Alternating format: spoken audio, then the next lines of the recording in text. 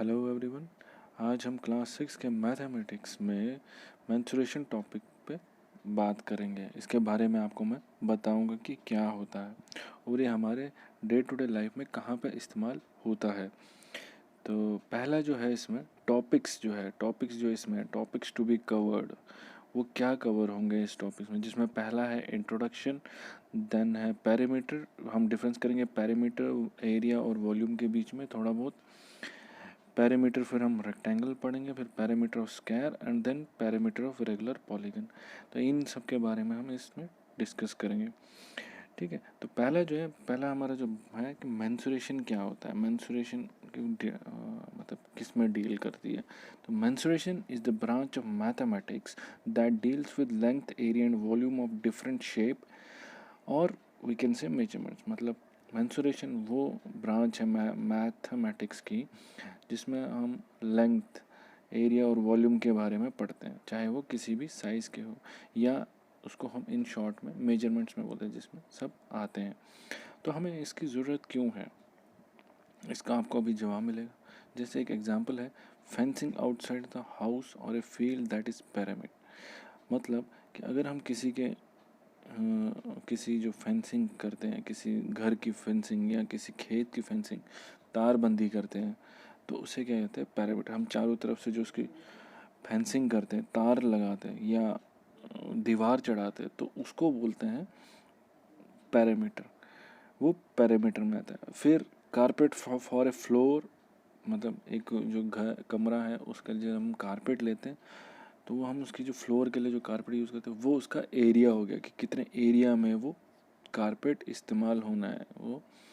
तो जो तीसरा है कि एक वॉल्यूम का क्या मतलब हो गया, amount of water in A water tank. मतलब एक पानी के टैंकी में कितना पानी है वो वॉल्यूम हो गया वो, क्योंकि वो उसमें पूरा कितना पानी है वो, चाहे आधी, हम जब आधा टैंकी है, फुल टैंकी है, तो वो वॉल्यूम हो गया उसका। ठीक है, तो पैरामीटर होता क्या है अब एक्चुअल में। Parameter is the distance around the edge of 2D shape. जो पैरामीटर एक डिस्टेंस होता है, पैरामीटर एक डिस्टेंस होता है जो एज 2D जो इमेज होती है उसके इर्द गिर्द जो डिस्टेंस होता है, उसको जब मेजरमेंट लेते हैं वो उसको पैरामीटर बोलते हैं। जैसे यहाँ से अगर शुरू करेंगे, फिर यहाँ पे, तो ये जो इसका आउटर एरिया है, जिसका आउटर एरिया आता है उसको हम पैरामीटर बोलते हैं। ये ठीक है, इधर से तो ये पैरामीटर माना जाता है। चाहे अलग अलग शेप्स हों, ये ऐसे ऐसे ऐसे, तो ये सब जो है, या ये जो एल शेप्ड है, तो ये सब क्या आते हैं, ये पैरामीटर्स आते हैं। इनका जो आउटर एरिया, आउटर जो डिस्टेंस है, उसको जब हम मेजर करते हैं उसको बोलते हैं पैरामीटर। ठीक है, तो या तो in other words sum of all sides, मतलब जितने भी साइड्स हैं, साइड्स उसके, जैसे ये वाला एक साइड है, ये वाला एक साइड है, ये वाला एक साइड है, या ये वाला एक साइड है, तो इन सब का जो सम होता है उसको बोलते हैं पैरामीटर। या किसी के 4 साइड होंगे, किसी के 3 साइड होंगे, किसी के ज़्यादा साइड्स होंगे, तो इन सब को बोलते हैं पैरामीटर। इन सब का जब सम करते हैं, इन साइड्स का जो डिस्टेंस निकालते हैं, एक हिसाब से मेजरमेंट करते हैं, तो उसको बोलते हैं पैरामीटर। तो इसके एग्जाम्पल है, अब आपको एग्जाम्पल पता चलेंगे। A farmer who wants to fence his field, एक किसान जो अपने जो खेत है, जैसे कि खेत होते हैं अमूमन, हमें पता है जो खेत होता है वो रेक्टेंगल शेप का ज़्यादातर देखते हैं हम, या स्क्वायर शेप का। तो उसको क्या है, उसको अपने तारबंदी करनी है, उसको फेंस लगाना। तो वो क्या, बाहर तरफ से तारबंदी करेगा और उसको लगाना है, तारबंदी करनी है, तो उसको बोलते हैं पैरामीटर। उसका आउटर साइड पे जो उसको तार लगाएगा उसको बोलते हैं पैरामीटर करना उसका।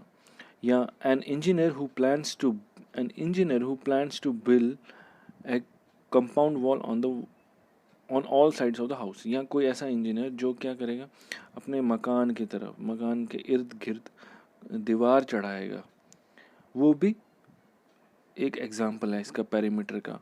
क्यों? क्योंकि वो उसके आउटर साइड से उसकी मतलब घर की घेराबंदी करता है। वो क्यों करता है? ताकि वो उससे निशानदेही देता है कि ये मेरा एरिया है या ये मेरी लिमिट है, यहाँ तक मेरी ज़मीन है, इसके आगे मैं जा नहीं सकता हूँ या इस घर के आगे कोई आ नहीं सकता। तो ये एक तरीके से इस्तेमाल होता है हमारे डे टू डे लाइफ में। ठीक है, फिर अब पहला जो इसमें हेडलाइन है, parameter of a rectangle. Parameter of a rectangle निकालना है। अब मतलब एक रेक्टेंगल का पैरामीटर कैसे निकालेंगे? ठीक है, तो जो पैरामीटर जैसे अभी तक हमने पढ़ा कि सम ऑफ ऑल फोर साइड्स, तो ये ऐसे लिखा हुआ है, यहाँ पे मैंने आपको मेंशन किया हुआ है। जैसे ये एक ए बी सी डी, ये 4 कोने हैं। ठीक है, तो ये 4 कोने ए बी सी, तो अब इनका जो एक रेक्टेंगल है यहाँ पे, तो इसमें हमको इसका पैरामीटर निकालना है। तो ये कैसे निकालना है? तो जैसे हमें पता है रेक्टेंगल के 4 साइड होते हैं, 1 2 3 4, तो इनको अब हमें ऐड करना है। अब ये ऐड कैसे करना है इन सब साइड्स को? जैसे ये है आपको ए प्लस बी, ए बी ये हो गया एक साइड, बी सी दूसरा साइड, सी डी तीसरा साइड और ए डी फोर्थ साइड। वही मैंने यहाँ पे आपको मेंशन किया हुआ है, ये देख लो आप। A B plus B C plus C D plus A D, A B plus B C, A B plus B C plus C D और ए डी। तो ये 4 साइड्स हमने ऐड कर लिए। तो इसका मतलब अब हमने जब ये ऐड किया, मगर हमें पता है कि जो रेक्टेंगल होता है उसके जो क्या होता है ऑपोजिट साइड्स इक्वल होते हैं। जैसे ये वाला साइड और ये वाला साइड इक्वल है, ये वाला साइड ये और ये वाला साइड इक्वल है। तो ये क्या है, ये आपस में इक्वल एंड पैरेलल है। ठीक है, जो हम रेक्टेंगल को जब डिफाइन करते हैं तो ऐसे ही करते हैं, वो ऑपोजिट साइड्स आर इक्वल। ठीक है, तो हम यहाँ पे क्या करते हैं, हम ए बी और बी सी, फिर हम क्या करेंगे, अगर इसकी जगह ए बी फिर से लिखेंगे, सी डी की जगह फिर ए बी लिखेंगे, ए बी की जगह हम सी डी लिखेंगे, यहाँ पे लिखा है। यहाँ पे आप देखो ट्वाइस मैंने लिखा हुआ है A B, 2 bar A B लिखा है, एक यहाँ पे लिखा है एक यहाँ पे लिखा है, तो ये ए बी 2 बार लिखा हुआ है। ठीक है, फिर बी सी मैंने 2 बार लिख दिया, क्योंकि हमें पता है कि बी सी जो रेक्टेंगल है उसके ऑपोजिट साइड्स इक्वल होते हैं, तो हमने ए डी की जगह बी सी लिख लिया, तो कोई प्रॉब्लम नहीं है क्योंकि ये दोनों आपस में बराबर है। ठीक है, तो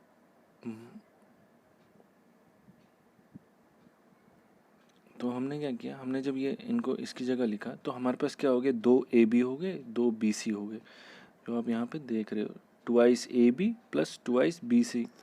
तो हमने क्या किया, 2 को कॉमन निकाला, 2 कॉमन निकाला, फिर 2 कॉमन निकालने के बाद A B plus B C हो गया, A B plus B C, यानी ये 2 बार हो गया और ये भी 2 बार हो गया, तो ये 2 चीज़ें 2 बार हो गई। फिर हमारे पास रिजल्ट क्या है, फिर हमने इसकी वैल्यूज़ पुट की, क्योंकि हमारा जो ए बी है वो 1 सेंटीमीटर का है और बी सी है 2 सेंटीमीटर का। हमने किया फिर 1 centimetre plus 2 centimetre gives 3 centimetre and उस 2 इंटू 3 हो गया 6 सेंटीमीटर। तो हमारा जो इसका पेरीमीटर निकला इस रेक्टेंगल का, दैट इज़ 6 सेंटीमीटर। तो ये हमारा पेरीमीटर निकला। तो फाइनली हमारे पास क्या आया रिजल्ट, जो हमारा पेरीमीटर है उस पेरीमीटर ऑफ ए रेक्टेंगल क्या हो गया, perimeter of a rectangle is length plus breadth plus length plus breadth, यानी 2 बार लेंथ 2 बार ब्रेड्थ। तो फाइनली फिर हमने क्या किया, उसको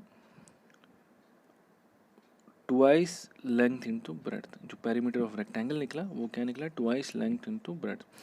हमें एक चीज़ याद रखनी है कि ये जो मैंने यहाँ पे मेंशन किया हुआ है कि हमेशा remember that opposite sides of a rectangle are equal, so A B is equal to C D, जो मैं यहाँ पे आपको बता रहा था, A D is equal to B C, इसलिए हमने ये लिखा था। ठीक, तो ये एक रेक्टेंगल का पेरीमीटर निकालने का तरीका है। दूसरा क्या है फिर, रेगुलर शेप, यानी जो रेगुलर शेप है जिनकी साइड्स बराबर होती है उनको कैसे निकालते हैं, उनका पेरीमीटर कैसे निकालते हैं। जो पहला जो है पेरीमीटर वो स्क्वायर का है। स्क्वायर जो है, स्क्वायर वो हो गया जिसके चारों साइड बराबर है आपस में। अगर ये 1 मीटर का है तो ये वाला साइड भी 1 मीटर का, ये वाला साइड भी 1 मीटर का, ये वाला साइड भी 1 मीटर का होगा ही, तो उसे स्क्वायर कहते हैं। तो पेरीमीटर ऑफ स्क्वायर हमें पता है कि जो स्क्वायर के जो साइड्स होते हैं वो आपस में लेंथ में बराबर होते हैं, जो मैंने मेंशन किया हुआ 1 मीटर 1 मीटर 1 मीटर 1 मीटर, तो ये आपस में बराबर है। तो जैसे हमें पता है कि हमें जब पेरीमीटर निकालना होता है हम इन सभी साइड्स को ऐड करना होता है। जैसे जो साइड पी क्यू है प्लस क्यू आर है प्लस आर एस है फिर प्लस पी, तो इनको ऐड करेंगे। तो हमने क्या किया, सबका जो वो दिया हुआ है, लेंथ दी हुई है, जो दी है 1 मीटर, तो 1 metre 1 metre plus 1 metre plus 1 metre plus 1 metre, वो कितना हो गया 4 times 1 metre equals to 4 metre. Therefore जो पेरीमीटर ऑफ स्क्वायर है क्या है, perimeter of square is 4 times length of a side, क्योंकि अगर ये देखा जाए ये भी 1 मीटर ये भी 1 मीटर, तो 4 टाइम्स ही आएगा। तो 4 metre 4 into length of a side. तो ये एक स्क्वायर का सबसे आसान है निकालने का, हम क्योंकि इसके हर साइड बराबर होते हैं इसलिए। फिर क्या आता है, perimeter of an equilateral triangle. Equilateral triangle वैसे ही है जैसे एक स्क्वायर होता है, बस स्क्वायर के 4 साइड होते हैं, इक्विलेटरल के 3 साइड होते हैं। ये जैसे इसके भी बराबर 3 साइड्स होते हैं। तो हमें पता है कि जो इक्विलेटरल ट्रायंगल है कि उसके जो साइड्स होते हैं आपस में बराबर होते हैं, तीनों साइड्स होते हैं। ट्रायंगल का मतलब ये है जिसके 3 साइड्स हो। तो हम क्या करेंगे, सेम फॉलो करेंगे कि जो इसकी साइड्स है, sum of all 3 sides of an equilateral triangle, हम जितने भी इसके साइड्स हैं उनको ऐड करेंगे। कितने, जैसे एक का मैंने मेंशन किया हुआ है यहाँ पे 4 सेंटीमीटर, तो इसका मतलब है कि बाकी साइड्स भी 4 सेंटीमीटर ही होंगे। तो हमने क्या किया, 4 प्लस 4 प्लस 4 प्लस 4 तो इक्वल्स टू 12 सेंटीमीटर। तो फिर क्या 12 सेंटीमीटर जब आया तो इसका मतलब जो पेरीमीटर है इक्विलेटरल ट्रायंगल का वो कुछ ये फॉर्मूला है उसका, 3 into length of a side. वहीं जो स्क्वायर है उसका आता है 4 into length of a side, मतलब 4 times length of a side, 3 into length of a side किसका, ट्रायंगल का। तो ये ऐसे इनमें निकालते हैं। ये रेगुलर शेप्स है जिनके हर कोई साइड बराबर होता है। वैसे ही जो है आखिरी वाला जो आगे जो है वो है perimeter of a regular pentagon. Pentagon क्या हो गया, जिसके साइड 5 साइड्स होते हैं। पेंटा मीन्स 5, 1 2 3 4 5। तो इसको कैसे निकालेंगे, इसको भी सेम ऐसे ही निकालेंगे, क्योंकि जो पेंटागन होता है, रेगुलर पेंटागन जो होता है उसके 5 बराबर साइड्स होते हैं। जैसे पेरीमीटर ऑफ ए, फिर हम पेरीमीटर निकालेंगे इसका, perimeter of a regular pentagon, जैसे 5 इंटू लेंथ ऑफ 1 साइड, जो एक साइड की लेंथ है, मान लो ये वाले साइड की लेंथ 1 मीटर है, तो 5 इंटू 1 मीटर तो हो गया 5 मीटर इसकी, तो हो गया 5 इंटू 1 मीटर, तो that is equal to 5 metre. तो पेंटागन का जो हो गया पेरीमीटर वो 5 मीटर हो गया, वो 5 मीटर बनता है। ठीक है, तो ये एक रेगुलर पेंटागन जिसके साइड्स बराबर है आपस में। ठीक है, तो वैसे ही एक और है यहाँ पे, और आपके इसमें जो है regular hexagon, same regular hexagon. Hexa means 6 sides, 1 2 3 4 5 6। वो 2D डायग्राम जिसके 6 साइड्स है, जिसके 6 साइड्स है या 6 फेसेस। ठीक है, तो जैसे हमने यहाँ पे पेंटागन में देखा, पेंटागन में 5 इंटू 1 था, 1 साइड मतलब 5 इंटू 1 साइड मतलब 5 बारी एक साइड की लेंथ को। वैसे ही हेक्सागन में क्या करता है, 6 इंटू लेंथ ऑफ 1 साइड। वैसे ही अगर यहाँ पे 1 सेंटीमीटर, अगर 1 सेंटीमीटर अगर एक साइड है, that means 6 into 1 centimetre is equal to 6 centimetre. तो 6 सेंटीमीटर जब ये हो गया, इसका मतलब कि जो इसका पैरामीटर होगा वो 6 सेंटीमीटर होगा। ये एक regular hexagon, hexagon means 6 side वाला। रेगुलर हेक्सागन मतलब जिसके हर कोई साइड बराबर हो, 6 के 6 साइड उसके बराबर हो। उन अगर एक 1 सेंटीमीटर है तो दूसरा भी 1 सेंटीमीटर ही होगा। फिर आता है ऐसे ही ऑक्टागन। ऑक्टागन क्या हो गया? ऑक्टा मीन्स 8 साइड जिसके हो, 1 2 3 4 5 6 7 8, तो इसको बोलते हैं ऑक्टागन। ऑक्टागन वो हो गया जिसके 8 साइड्स है। तो वह जैसे हमने पेंटागन का किया या स्क्वायर का किया, वैसे एक रेगुलर ऑक्टागन है उसका भी ऐसे ही होता है, 8 × 1। अगर एक साइड इसका 1 सेंटीमीटर का है, कि हर कोई साइड इसका बराबर होता है, तो 1 centimetre that is equal to 8 1 ज़ा 8 सेंटीमीटर टोटल हो गया। तो ऑक्टागन का जो आ गया 8 सेंटीमीटर। तो ये आपको मैं ये सब इसके बारे में आपको बताया है, ये बस जस्ट मैंने आपको ओवरव्यू दिया। जो बाकी जो होंगी, जो बाकी जो क्वेश्चन आंसर वो आपको मैं पार्ट 2 में बताऊंगा कि कैसे सॉल्व करने हैं, कैसे हम एक एक एग्जांपल लेंगे और उसके ऊपर सॉल्यूशन निकालेंगे, और कैसे फिर हम कुछ क्वेश्चंस जो है वो एक्सरसाइज पार्ट में से निकालेंगे, जो एक्सरसाइज में जो होंगे क्वेश्चंस उनको भी सॉल्व करेंगे। Thank you so much, hope आपको ये पार्ट अच्छा लगा हो।